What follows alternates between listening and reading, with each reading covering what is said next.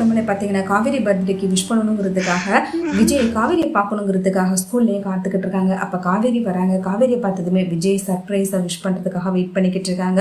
காவேரியோ எனக்கு ஸ்கூலுக்கு டைம் ஆயிடுச்சு நான் போகணுங்கிற மாதிரி சொல்கிறாங்க. விஜயோ உங்ககிட்ட நான் ஒரு முக்கியமான விஷயம் சொல்லணும் அப்படிங்கிற மாதிரி பண்ணுறாங்க. காவேரி என்னவா இருக்கணும்னு சொல்லிட்டு யோசிக்கிறாங்க. அப்போ விஜய் காவேரிக்கு பர்த்டே விஷ் பண்ணுறாங்க. என்னுடைய பர்த்டே எப்படி உங்களுக்கு தெரியுங்கிற மாதிரி காவேரி கொஸ்டின் பண்ணுறாங்க. உங்கள் அம்மா தான் எனக்கு சொன்னாங்கிற மாதிரி விஜய் சொல்லி சமாளிக்கிறாங்க. அது காவேரிக்கு ஏதாவது பழசுல ஞாபகப்படுத்தணுங்கிறதுக்காக விஜய் காவேரிக்கு பிடிச்ச மாதிரி கிஃப்ட் எல்லாமே ரெடி பண்ணியிருக்காங்க. அடுத்து காவேரியுடைய பர்த்டேக்காக அவங்க பாப்பாவையும் கூட்டிட்டு அவங்களுடைய வீட்டுக்கு போறாங்க. அங்கே கங்கா யமுனா எல்லாருமே விஜயை பார்த்துட்டு பயங்கரமா சந்தோஷப்படுறாங்க.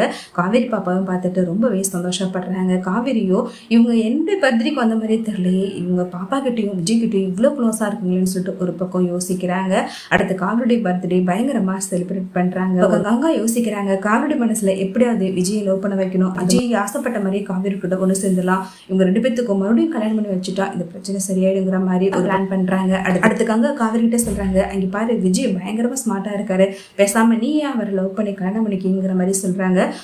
காவேரி ஒரு பக்கம் விஜயை பார்க்குறாங்க. விஜய் ஸ்மார்ட்டாக தானே இருக்கிறாரு, பேசாம அக்கா சொன்ன மாதிரி இவரே கல்யாணம் பண்ணிட்டாங்கன்னு சொல்லிட்டு ஒரு பக்கம் யோசிக்கிறாங்க. அடுத்து விஜய் கொடுத்த கிஃப்ட் எல்லாம் காவேரி ரொம்பவே ஆசையாக ஓப்பன் பண்ணி பிரித்து பார்க்குறாங்க. அது எல்லாமே ஏதோ எனக்கு பிடிச்ச மாதிரி எல்லாமே இந்த கிஃப்ட் இருக்குது, இவருக்கு எப்படி தெரியும் இதெல்லாம் எனக்கு பிடிக்கும்னு சொல்லிட்டு காவேரியும் அதை யோசிக்கிறாங்க.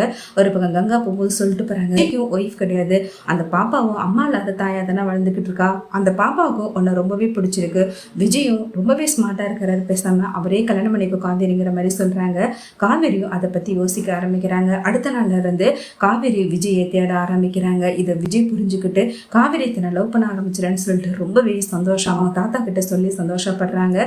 சீக்கிரமாவே எனக்கும் காவேரிக்கும் கல்யாணம் நடக்க போகுது தாத்தா, கண்டிப்பா காவேரி மனசுல நான் இடம் முடிச்சிருவேன், கண்டிப்பா 2 பேருக்கும் மறுபடியும் கல்யாணம் நடக்குங்கிற மாதிரி சொல்லி சந்தோஷப்படுறாங்க. இந்த விஷயம் கேட்டு சாரதாவும் இது மாதிரி ஒன்று நடந்துச்சுன்னா எனக்கு ரொம்ப சந்தோஷம், 2 பேரும் மறுபடியும் ஒன்று சேர்ந்துருவாங்கிற மாதிரி சந்தோஷப்படுறாங்க.